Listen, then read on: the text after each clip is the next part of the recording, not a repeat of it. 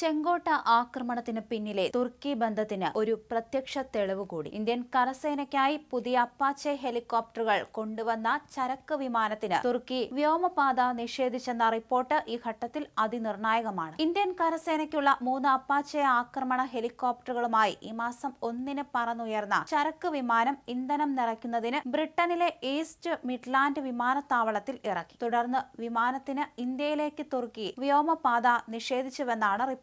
അതായത് ഇന്ത്യയെ ശത്രുവായി നേരത്തെ തന്നെ തുർക്കി പ്രഖ്യാപിച്ചിരുന്നു. അതിനിടെ ചെങ്കോട്ടയിലെ ആക്രമണത്തിൽ അന്വേഷണ സംഘത്തിന്റെ പ്രാഥമിക കണ്ടെത്തലുകൾ പ്രകാരം 5 ഘട്ടങ്ങളായാണ് ഭീകരർ പദ്ധതികൾ ആസൂത്രണം ചെയ്തത്. ആദ്യഘട്ടത്തിൽ ജെയ്ഷെ മുഹമ്മദ്, അൻസാർ ഗസ്വത്ത് ഉൽ ഹിന്ദ് എന്നീ തീവ്രവാദ സംഘടനകളുമായി ചേർന്ന് ഭീകരപ്രവർത്തനങ്ങൾക്കുള്ള ശൃംഖല രൂപപ്പെടുത്തുകയായിരുന്നു ലക്ഷ്യം. ഇതിന് തുർക്കിയിലും ചർച്ചകൾ നടന്നു. രണ്ടാമതായി നൂതന സ്ഫോടക വസ്തുക്കൾ നിർമ്മാണത്തിനായി അസംസ്കൃത വസ്തുക്കൾ ശേഖരിക്കുക എന്നതായിരുന്നു. മൂന്നാം ഘട്ടത്തിൽ IED-കൾ നിർമ്മിക്കുന്നതും ലക്ഷ്യസ്ഥാനങ്ങൾ നിരീക്ഷിക്കുന്നതിനും ഉൾപ്പെടുത്തി. പല ഭീകരരും തുർക്കി സന്ദർശിച്ചിരുന്നു. നാലാമതായി മൊഡ്യൂളിൽ ഉൾപ്പെട്ട അംഗങ്ങൾക്കിടയിൽ നിർമ്മിച്ച IED-കൾ വിതരണം ചെയ്യുക എന്നതായിരുന്നു. അവസാന ഘട്ടത്തിൽ ലക്ഷ്യസ്ഥാനങ്ങളിൽ ഒരേ സമയം സ്ഫോടനങ്ങൾ നടത്താനുമായിരുന്നു ആസൂത്രണം നടത്തിയത്. ഡൽഹി സ്ഫോടനത്തിൽ ഫരീദാബാദിൽ അറസ്റ്റിലായ ഡോക്ടർമാരുടെ പങ്കിനെ കുറിച്ചും അന്വേഷിച്ചു വരികയാണ്. ഇതിനിടയ്ക്കാണ് തുർക്കിയെ സംശയത്തിലാക്കുന്ന തെളിവുകൾ കിട്ടിയത്.